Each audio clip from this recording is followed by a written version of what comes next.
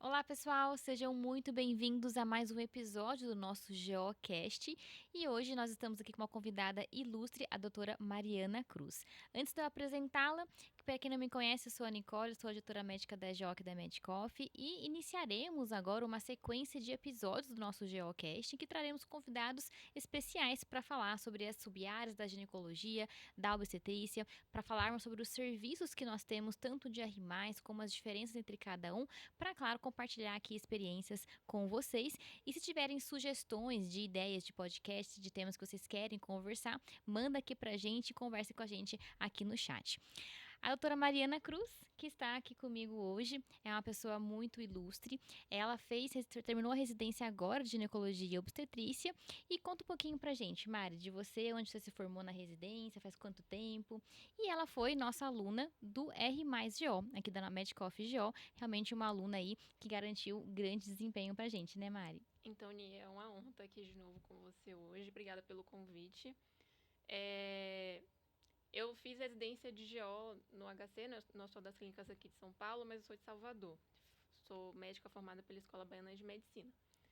E lá no HC conheci você. Sim, Ela foi fizemos minha residência R+, juntas. sim. E a trajetória, assim, de escolher a reprodução, né? Ela já vinha um pouco antes, eu pensava, era uma área que eu admirava muito, achava muito interessante, mas quando eu resolvi fazer GO, foi até voltado um pouco mais para obstetrícia. Ah, então olha só, a Mari já deu spoilers aqui pra gente, né? A Mari tá acabando a residência agora de GO lá no Uhum. HC, né, Mari? E ela foi aprovada em primeiro lugar no Fellow de Reprodução Humana do Hospital da Mulher, o antigo Pérola Python. E você então estava contando pra gente que desde o R1 você já pensava em reprodução. E agora é realmente no R3 que você decidiu por essa área e vai seguir por Isso. esse caminho. Desde antes de entrar eu pensava um pouco, mas aí entrei pensando mais ali em obstetrícia, mas na própria residência, né, lá no HC, a gente tem a oportunidade de passar no centro de reprodução humana e conhecer um pouco mais da reprodução humana em si. Então sempre foi uma área que eu admirei muito, justamente pelas possibilidades que ela permite. Então, pensando tanto naqueles casais, naquelas mulheres que às vezes não conseguem engravidar por algum motivo, a gente consegue ajudar nesse sentido, e também aquelas pacientes que querem adiar um pouco mais a maternidade, a questão de gestação compartilhada. Então é algo que dá muito empoderamento e autonomia para as mulheres e para as famílias. E além disso, eu pude entender, além dessa parte, a rotina em si, que era algo que eu achei que se enquadrava bem ao que eu gostaria, né, de viver, que tem tanta parte de ambulatório, de consultas, daquele contato ali com os pacientes, quanto a parte de imagem, que quando a gente faz o ciclo, né, para acompanhar, tem ali o acompanhamento ultrassonográfico, e os procedimentos também. E também quando a gente pensa na reprodução, né, a primeira consulta tem aquela parte da investigação clínica, da infertilidade, que também é algo que me interessa, esse raciocínio clínico. Então, juntando tudo isso, eu vi que era uma área que me interessava bastante. Aí no R3, por isso eu resolvi fazer o eletivo em reprodução, eu fiz lá em Salvador mesmo. E pude ver essa rotina em um período mais prolongado, né? E vi que era isso que eu realmente queria. Então, resolvi estudar e focar nessa parte. Legal, Mari. Foi até interessante você falar do eletivo, que algumas residências oferecem, né, essa possibilidade de Uhum. você passar algumas semanas ali em algum outro setor. Geralmente setores que de preferência em áreas que você queira seguir depois do R3.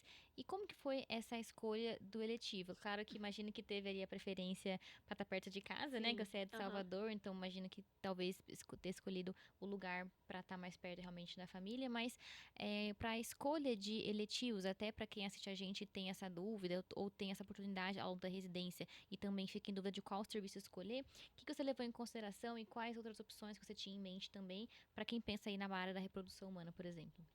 Quando eu escolhi o eletivo, eu pensei assim, o que é que eu penso em seguir, né, depois que eu terminar a residência, que eu tenha uma vivência na residência até, mas que não seja aquela vivência tão contínua para que eu possa conhecer de verdade a rotina daquela especialidade, né?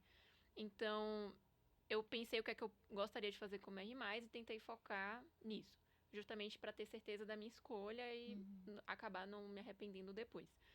E aí, inicialmente eu até pensei em fazer letivo fora, né, do Brasil. Eu vi algumas pessoas que conseguiram fazer de reprodução nos Estados Unidos. Cheguei Uhum. até a entrar em contato, mas aí depois acabei desistindo por causa disso, né? Eu tinha acabado de fazer uma viagem também, eu queria ficar perto de casa e eu penso em voltar para Salvador. Então, assim, como eu vim fazer residência aqui em São Paulo, né, acaba que você perde um pouco o vínculo. Eu tenho um vínculo com algumas pessoas de lá da faculdade, Mas eu pensei, vou fazer também o eletivo lá para conhecer pessoas e para ver como é essa área lá em Salvador também, né? Porque acaba Perfeito. mudando um pouco o perfil. Sim. Então, assim, eu adorei a minha escolha, eu achei que foi ótimo, eu acabei conseguindo ver ali a rotina de 2 clínicas, conheci os chefes, pude conversar com eles também para ver o que eles me orientariam com relação à especialização que eu ia fazer, onde eu ia fazer o fellow, onde é que eles indicavam, porque eles conhecem o meio, né? Eles participam muito dos congressos, vêm para cá para São Paulo e conhecem os chefes daqui também. Então eu acho que se você não é tipo, um exemplo, eu sou de Salvador, vim aqui para São Paulo e penso em voltar. Eu acho que vale sim a pena fazer o letivo nessa cidade de origem, até para ter um vínculo. E, Sim. assim, em algum futuro próximo, às vezes conversar para ver alguma oportunidade de emprego, dentre outras coisas. Não é garantia, mas ajuda, né?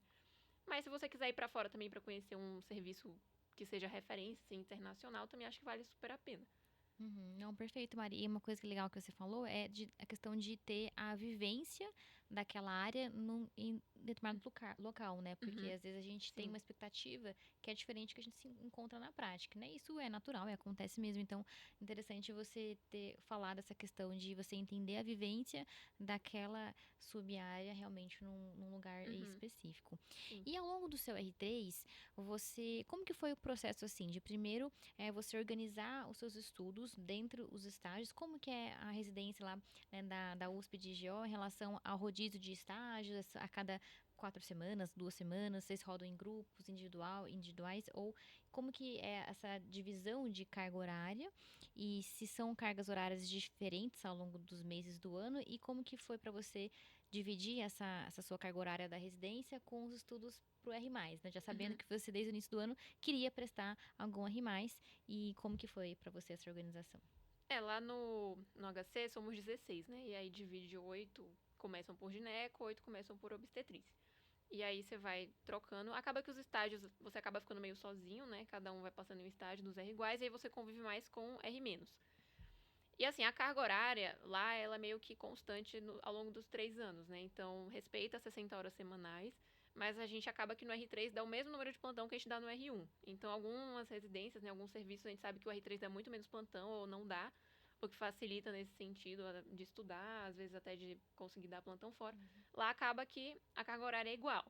Mas o plantão que você dá, né, junto com o R1, então acaba mudando um pouco as funções, o trabalho em si que você está fazendo, né? Aí, pensando na organização, o estudo do R+, é um estudo que é um pouco difícil de você pensar como vai se organizar, porque eu acho que não tem tantas informações. Você acaba meio que conversando com pessoas que viveram isso, né, e vendo como elas fizeram. E aí, no início não, mas assim, quando eu comecei mesmo, eu comecei a estudar melhor ali, acho que a partir de junho, um pouco a mais, e só fui realmente conseguir aprofundar e estudar melhor mesmo em outubro, praticamente. Porque no início você está vivendo ali o R3, às vezes são estágios mais pesados, estágios de 7 a 7, que você não consegue estudar, não consegue se organizar. E eu sabia que a quantidade em si de teoria era menor do que, por exemplo, de um estudo pro R1. Só que o que me dava mais ansiedade, assim, nesse final, era como é que eu ia me organizar. Porque quando você tá ali no R1, você faz o cursinho que tem a carga horária específica do que vai cair naquela prova de residência, né? E aí você se organiza com relação ao banco de questões, cronograma de revisão.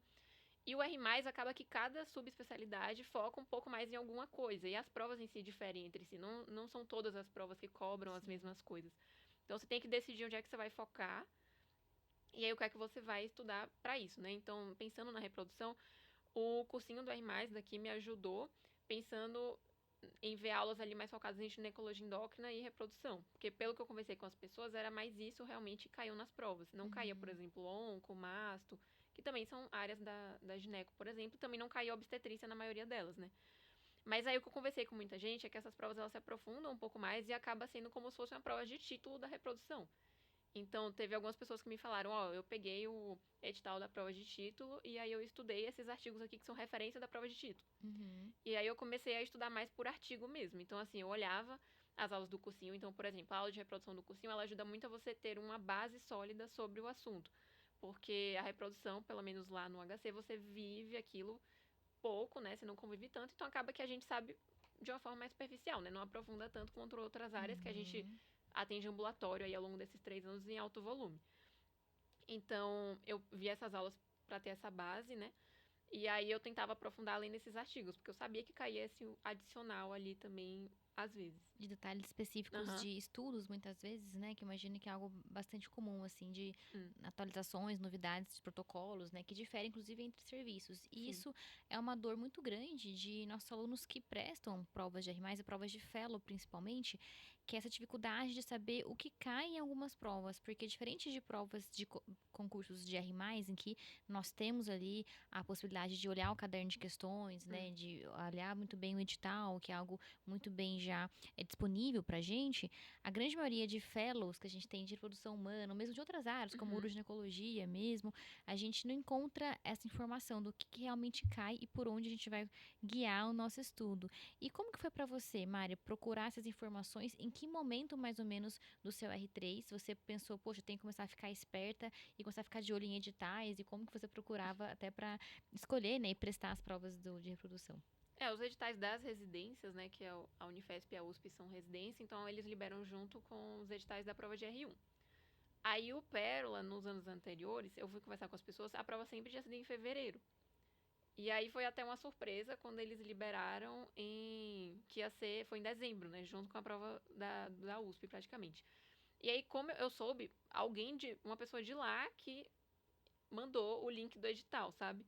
Então, assim, Uhum. o Pérola o site é da IEPAC, né, que é a empresa privada que administra lá essa parte de complementação. Então, eles liberam nesse site, você tem que ficar de olho, mas eu acho que sempre vale a pena antes também conversar com alguém que esteja fazendo lá, né? A gente consegue às vezes encontrar no Instagram. Eu, por exemplo, vou estar fazendo lá, se alguém quiser entrar em contato comigo, pode entrar também.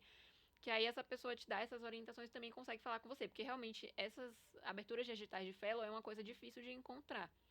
E a da USP, eles liberam no site da faculdade, né? Uma parte de complementação especializada, mas também você tem que ficar olhando. Foi mais quando, que eu me lembro, foi ali depois de julho, assim, acho que foi mais pra outubro, setembro, outubro, que começou a sair. Então tem Uhum. que ficar de olho. Às vezes olha ali o e-mail no site, manda e-mail pra eles, Uhum. questionando também que eles sempre respondem, falam que vai liberar o edital. Porque tem, por exemplo, outro, que acabou que eu não cheguei a prestar, mas é o Ideia Fest, né, que é o da ABC, que é um excelente serviço, que eu e um amigo que a gente ia prestar prova esse ano, a gente mandou e-mail, e aí ela falou com a gente, ainda não abriu, quando abrir vamos liberar. E aí também pra chegar foi assim, sabe? Não é uma coisa que você Realmente. bota ali no Google, tipo assim, não é fácil de achar. Então tem que ir atrás mesmo. Uhum. Vai chegar, todo mundo fica sabendo, todo mundo se inscreve, mas Mas é importante ficar é, atento nesses prazos, né? sim, Assim, e lembrar de ficar de olho, não ficar achando que perfeito. vai ali aparecer no Google assim que você pesquisar, não achar Uhum. que, como também os cursinhos, tem 1000 provas também que eles anunciam, né, que libera edital, também pode ser que acabe não liberando um ou outro, então realmente Tem que ficar é, uma busca bem ativa ali na exato, uma busca informação. ativa, sim. Então, assim, para quem tá assistindo a gente, ficar de olho a partir de agosto, mais ou menos, né? É, Finalzinho de agosto, comecinho de setembro, já fica ali atento é, às instituições que você quer prestar, manda, vê os sites, né? Manda e-mail buscando informações de edital para realmente não já entra em deixar contato, que aí eles já perder dão o alguma prazo. informação, às vezes eles falam, vamos liberar o edital em outubro. Aí você já tem um norte um pouco melhor, né? Para até que o principal receio é perder o prazo, né? Sim, com Assim, de certeza. inscrição e tudo mais. E como que foi a prova do Pérola? Então você prestou, foi uma fase só, são duas fases, então a prova eram questões objetivas, dissertativas. É claro que essa Hum, informação é mais uma base para quem pretende prestar esse serviço, porque a gente sabe que as provas sempre mudam, né? Enfim, a sim. gente não tem edital desse ano ainda, né? Então é algo que pode sempre variar, mas mais para ter um parâmetro de como foi em anos anteriores. Então, como que você se preparou? Você falou da questão das aulas, né, do nosso R+, alguns artigos, e a questão da prova em si. Como que foi a execução dela? É, a prova, né, eles liberam o edital. No edital, ele falava que eram 40 questões, e aí seriam 10 questões sobre ginecologia geral e 30 questões sobre reprodução humana especificamente, né? Isso aí tá no edital as informações mesmo. E aí, mas eu já ouvi falar que teve anos que foi só de reprodução, não caiu essa parte de ginecologia geral. E esse de ginecologia geral não especifica também o que é, né? Mas acabou que foi mais voltado para sangramento uterino normal, não caiu nada assim de onco, masto, coisas mais específicas, não. E aí, a prova foi 40 questões, a gente chegou lá, foi no Pérola mesmo. Nesse dia tinha a prova das outras áreas também, que tem fellow lá, né? Então, endoscopia ginecológica, tinha o pessoal de embriologia. Aí a gente fez uma prova no auditório, cada pessoa recebia um envelope com o seu nome, aí tinha a prova e o gabarito. Aí você fazia, né? pelo que eu me lembro, foram 2 horas para responder as 40 questões. E aí depois você era direcionado para o setor lá de ambulatórios deles, que eles estavam fazendo as entrevistas. Tudo no mesmo Isso, dia tudo já. no mesmo dia, na mesma hora. Você fazia a prova, depois ia pra entrevista. Uhum. Aí o pessoal da vídeo tava fazendo a entrevista em várias salas. A parte da reprodução foram 3 chefes e aí ficaram entrevistando a gente em uma sala só. E aí foram chamando em ordem aleatória mesmo. Uhum. Aí tinha uma quantidade considerável de pessoas. Acho que pra reprodução ali a gente achou que tinha umas 50 pessoas mais ou menos. Bastante gente. É. E aí eles entrevistaram. A entrevista era rápida, porque... Uhum. Mas assim, antes do dia você já encaminhava seu currículo quando você se inscrevia. Então eles tinham já acesso ao seu currículo, né? Acho que já conseguiu ter uma noção. E aí, depois desse dia, ele acaba que a prova conta 80% e a entrevista com o currículo era 20% da nota final.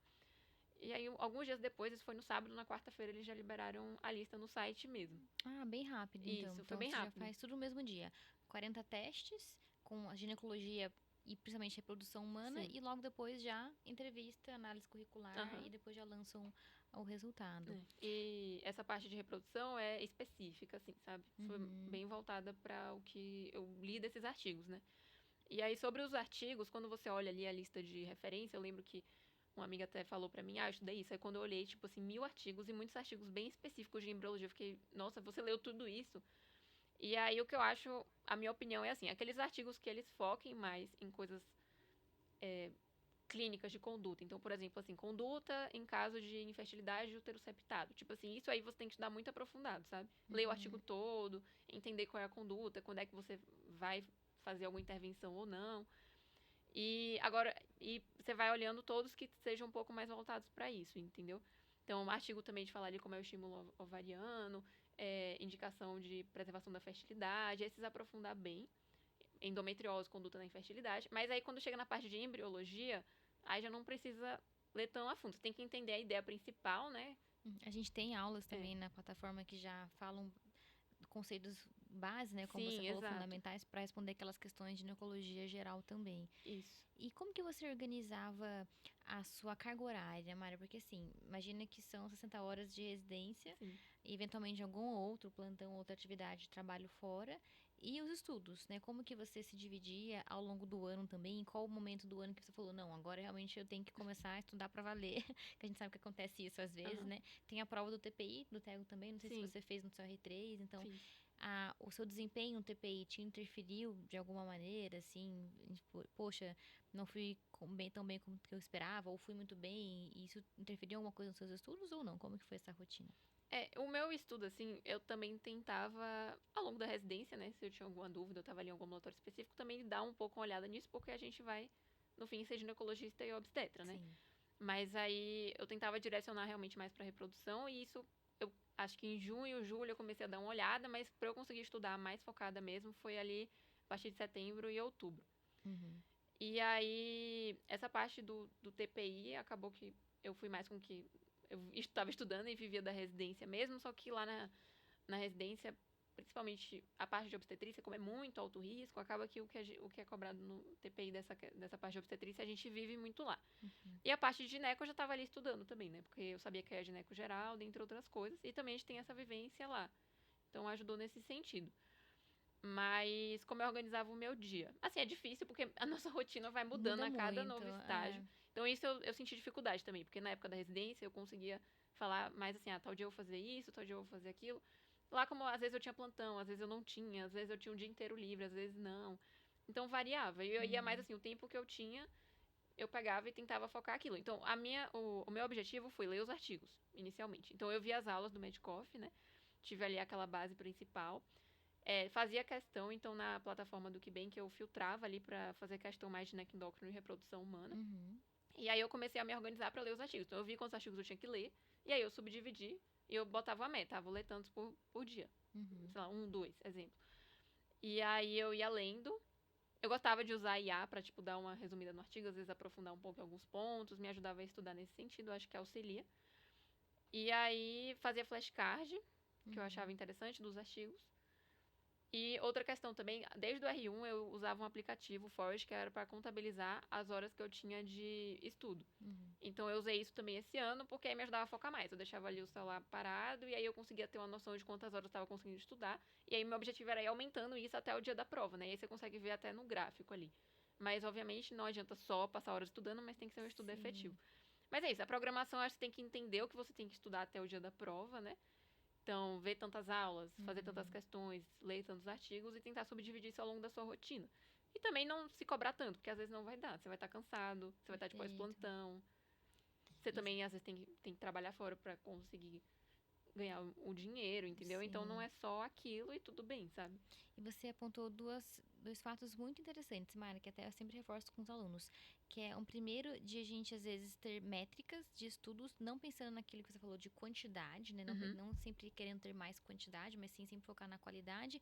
Só que tendo métricas é mais para dar um reforço positivo pra gente, Sim, exato. né? Ou tanto métricas de quantidade de horas, por exemplo, que você ia anotando que ia aumentando, ou mesmo métricas de você fazer um checklist de itens a serem cumpridos ali naquele dia, em que você, ao final do dia, você, bom, cumpri aqui os meus checklists, dá uma sensação de que Uhum. realmente, poxa, estou cansado, mas eu consegui garantir ali o meu mínimo que eu tinha programado para hoje. E também a ideia de você colocar muito bem onde você está e onde você quer chegar. Então, você falou, bom, estou neste período, tenho X assuntos para estudar, vou dividir essa quantidade até o momento da minha prova. Então, Uhum. acho que isso é um conceito muito interessante de a gente às vezes esquece ao longo da residência, com a correria mesmo de vários estágios, de que muitas vezes onde está a prova, né? Porque a gente perde a noção de tempo com Uhum. plantões, e, enfim, trocas.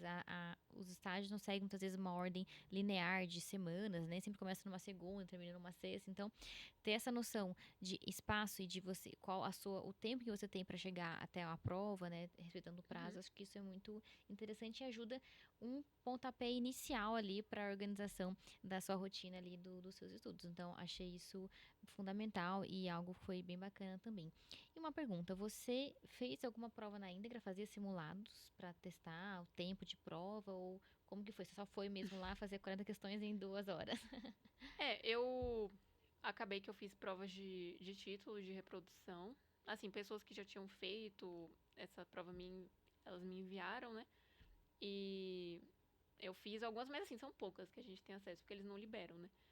Aí no próprio KeyBank, eu fiz a prova do Tego, né, de gineco. Mas assim, prova na íntegra, assim, igual eu fiz no R1, que eu pegava ali, contava o tempo, eu não fiz. Uhum, Tipo, eu pegava a prova, abria o PDF, né, da própria plataforma, fazia e aí depois ia corrigindo. E uhum. às vezes eu fazia isso, eu montava um bloco de questões de reprodução. E aí fazia.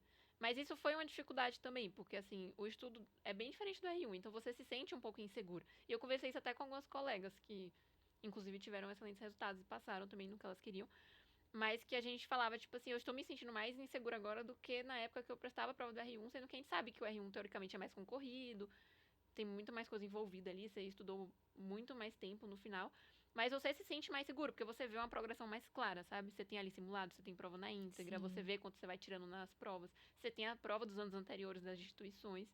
E assim, esses locais, eles não liberam as provas, entendeu? Uhum. Então acaba que você fica realmente um pouco no escuro, mas eu acho que é ter a noção de que tá todo mundo assim, entendeu? Uhum. E fazer o básico, que é aquilo que você muito bem fez, que é ter muito bem os assuntos estudados da Sim, GO, né? sim. Pensando em que você está acabando uma residência, então é importante você ser um GO como um todo e ter essa Uhum, boa formação, essa boa prática, revisão de conceitos também, uhum. né? E garantindo que cada prova, cada fellow vai ter as suas nuances e a gente tem que ficar atento e buscando essas variações. E, Mari, se você fosse dar um conselho para alguém que está ouvindo a gente, que está começando a R1, né, vai fazer o TPI, vai Uhum. pensar em provas de R+, ou para quem está ali começando o R3, ou acabou o R3 agora e vai decidir esse ano trabalhar e começar e decidir qual fellow ou R+, vai prestar, o que você diria assim para essas pessoas que estão ouvindo a gente, que é algo fundamental para final da residência, ou para ao longo da residência, ou para quem acabou e pretende se preparar para essas provas? Eu acho que o importante é você ir atrás também do que você vai, o que você vai se deparar ali. Então, por exemplo, eu quero fazer reprodução, eu quero fazer endoscopia ginecológica em tal serviço. Como essas provas, elas não são tão, assim, de amplo acesso, vai atrás de alguém que tá ali naquele serviço, conversa com aquela pessoa, pergunta como ela estudou, e aí você vai entender mais ou menos o que você vai ter que fazer. E aí, a partir disso, eu acho que você tem que montar o seu próprio cronograma, né? Que foi o que a gente conversou aqui, para conseguir chegar a esse objetivo de acordo com a sua rotina, né? Então, tem gente que tá na residência, tem gente que tá trabalhando, né? Então, digamos, se a pessoa falar, eu estudei vi tais aulas de cursinho, fiz tais provas e aí li tais artigos. Você pega, senta ali um dia, tenta se organizar com relação a isso e como você vai conseguir cobrir isso ao longo do tempo. E eu acho que o ideal é você fazer isso o quanto antes, entendeu? Não chegar ali, por exemplo, em setembro, outubro e ir atrás de alguém para tentar entender o que é que ela fez, porque isso vai dar ansiedade e vai dificultar a sua programação. Uhum. Então, aí se organizar. O que eu gosto muito de fazer flashcard, eu acho que ajuda muito. Sempre, desde o R1 eu fiz isso e eu acho que eu continuaria fazendo. E eu acho que ajuda até pra vida, assim. Eu faço flashcard até de obstetrícia, outras coisas, porque você ajuda a fixar aquele conhecimento, né? E tentar fazer questão também. Então, sempre pegar ali o banco de questões, mesmo que não tenha questão de tudo, né? Porque são coisas mais específicas. Vai ter ali algumas questões que vão te ajudar, porque a gente fica um tempo ali sem fazer questão, né? Então, isso ajuda. E pensando no R1, eu acho que o R1 não é o momento agora de você pensar em R+, mesmo que você entrou na GO sabendo com certeza que quer fazer endoscopia ginecológica. Aproveita ali tudo, né? Você vai ser ginecologista obstetra, então, quando você estiver no seu estágio ali, vendo ambulatório, pré-natal, foca naquele assunto e estuda. Vai um pouco atrás, vê as aulas do Medicoff, caso você esteja fazendo um cursinho. Eu acho que ajuda também, porque, por exemplo, você consegue atrelar o que você está vendo ali na residência e consegue estudar a teoria. Então, eu já fiz isso. Por exemplo, tô ali no ambulatório de diabetes. Aí eu vejo a aula de diabetes na gestação e aí faço questões disso. Então, sempre estudando aos poucos, mas também viver a sua vida, né? Você já passou ali um ano inteiro estudando para passar na residência. Agora você vai aproveitar a residência, estuda, mas também fazer as coisas para garantir ali a saúde mental, a saúde física, tudo isso. Que perfeito, Mari. Só um comentário. Eu achei muito legal o que você falou, de que, eu vi um ambulatório de diabetes na gravidez, então eu vou assistir aula de diabetes. E até, a gente tem, né, na nossa plataforma as aulas Coffee Express. Então, você consegue ali, às vezes, no final da manhã de ambulatório, até antes de começar outra manhã, ver um Coffee Express daquele assunto, e você já revisa os pontos principais, testa até com algumas 5 questõezinhas ali, e já pode até partir para a próxima. Então, esse estudo mais diluído, né, até pensando na sua formação mesmo, na sua revisão de conteúdo, para ser um GO muito bem formado, é algo que garante também a nossa preparação e tem essa opção de aulas mais sucintas, né, que para ter um contato ali rápido. Sim. Porque independente do lugar que você esteja, independente da residência que você esteja, você também tem que ir atrás ali, fazer um estudo ativo. Você vai aprender, obviamente, coisas na residência. E é muito importante também que você vive a prática ali, vira uma coisa que você vê tanto que já se absorve, né? Mas é importante também tentar fazer aquele estudo em casa, né? Buscar o conhecimento também de forma ativa, atrelando um ao outro. Para que você se forme como um melhor ginecologista, melhor obstetra. E o R+, é isso. Eu acho que pensar que tá todo mundo na mesma situação, acreditar que vai dar certo. Isso é importante, né? Sim, e se programar. Se programar, estudar de acordo com as suas possibilidades também naquele momento. Perfeito. E eu vi que você falou muito do nosso QBank, né? Principalmente que você separou ali questões para estudo, são questões comentadas. Então, o que você diria, assim, de todas as ferramentas que nós disponibilizamos para nossos alunos, o que você acha que foi um grande diferencial, assim, para esse processo de estudo ativo mesmo que você desenvolveu ao longo dos anos? Desde do R1, eu sou muito fã do QBank, né? Eu acho que uma das melhores formas de aprender é fazendo questão, que você tá ali aplicando na prática, né? O que você viu. E a forma que os comentários são lá também, eles ajudam tanto a você entender a questão em si, quanto a revisar o assunto, né? Então, além de você estar ali entendendo o raciocínio para chegar àquela resposta, você consegue também, se tiver esquecido algo sobre o tema, fazer uma revisão rápida sobre aquilo, porque vai estar ali no comentário. Então, eu acho que fazer questão e a opção de filtrar, né, por tema, porque aí você foca, o que é que eu quero estudar mais, o que é que cai mais na prova que eu quero fazer, e criar blocos direcionados para aquilo, né? Eu, por exemplo, fiz todas as questões de endócrino e de reprodução que tinham na plataforma. Então, acho que isso é importante. E as aulas, no sentido que eu falei, né? Eles ajudam a ter uma base sólida e um aprendizado mais contínuo. Mas a minha opinião é que, assim, o estudo ativo com questões e flashcard, ele ajuda você a fixar, né? Uhum. Então, a aula, ela tá ali uma base importante, mas para você manter, né, aquele conhecimento, você tem A que... retenção, né, do Exato. conteúdo. E a Mari falou algumas vezes desde o R1, porque, para quem não sabe, a Mari foi nossa aluna da Medcoff também pro R1, né? E é uma pessoa excepcional que coleciona pódios na vida dela, né? Passou em primeiro lugar na residência também, na USP, né, Mari? Uhum. E, inclusive, para quem for olhar aqui no nosso canal do YouTube, a gente tem um podcast, inclusive, de nós duas, em Sim. 2023, há 3 anos, em que tava realmente entrevistando a Mari. E novamente aqui entrevistando para mais um pódio, né? Primeiro lugar de reprodução humana aí do Pérola. E fiquei muito feliz com a nossa conversa aqui, Mari. Muito obrigada mesmo, assim.